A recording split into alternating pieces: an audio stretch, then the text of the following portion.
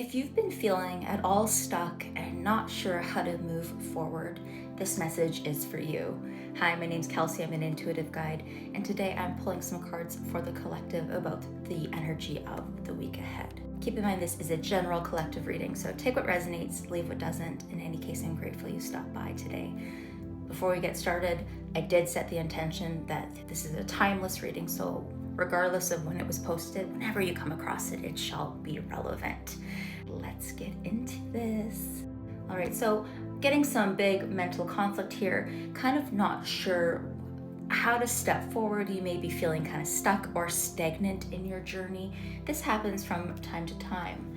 Let's get into the cards a little bit more. Okay, so right away this popped out. I tried to shuffle and it shot out at me. So we got stand your ground. So this is not the time to back down upon what it is you're trying to move towards in your life.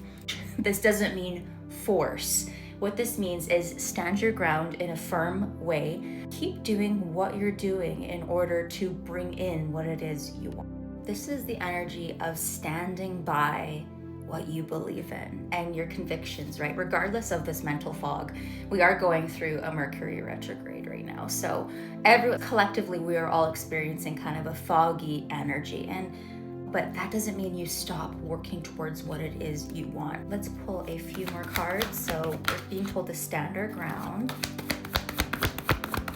Okay.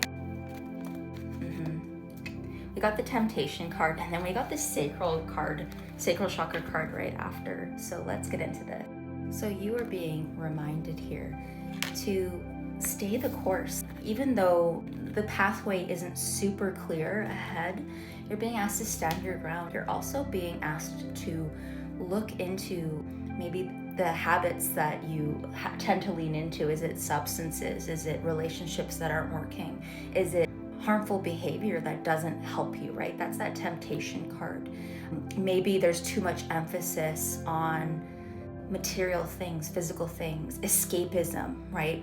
And I'm not saying that like use your discernment, but this message isn't going to be for everyone, but you'll know if it does resonate, okay? Very interesting. This could also be a pattern of negative thinking as well. But what you're being asked to do is to face the challenges that come your way and to learn from them. And even if, like we all as human beings, as spiritual beings having a human experience, we came here to learn and to grow, and we make mistakes and then we learn from them, hopefully, right? And that's what Spirit's trying to get across. So we also got the sacral chakra moving ahead here.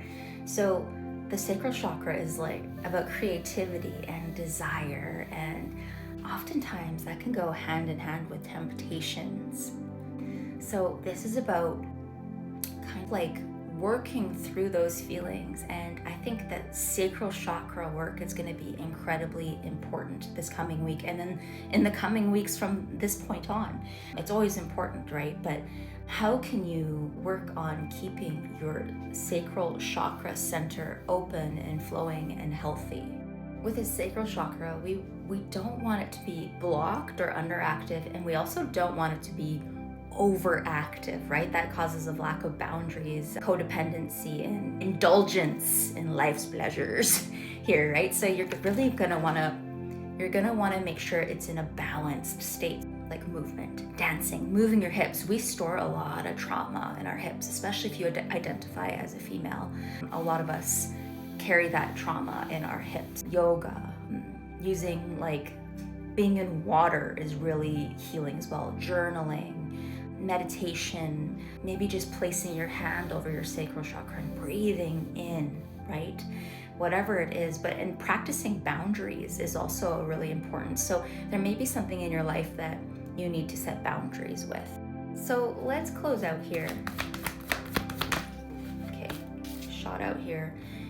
This is what shot out: suffering in silence. It gives kind of like that big 9 of Swords energy.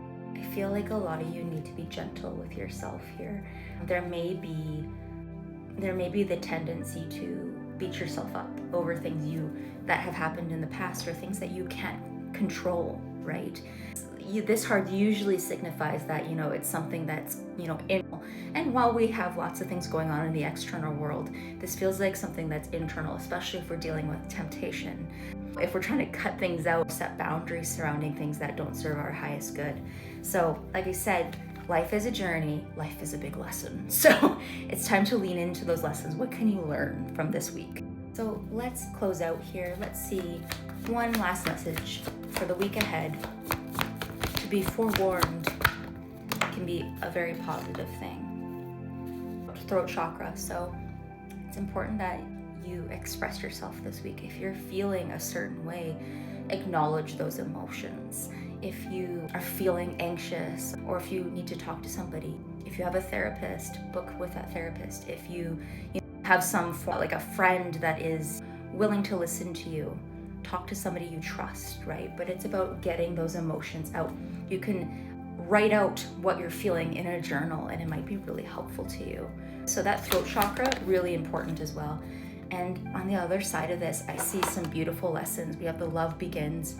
I'm feeling like standing your ground, through the mental kind of fogginess, setting boundaries with things, relationships, addiction, whatever that no longer serves you, and getting out of your head, getting your thoughts out, acknowledging your feelings. All of that is going to lead to this beautiful healing on the other side of this week. We have the Love Begins card.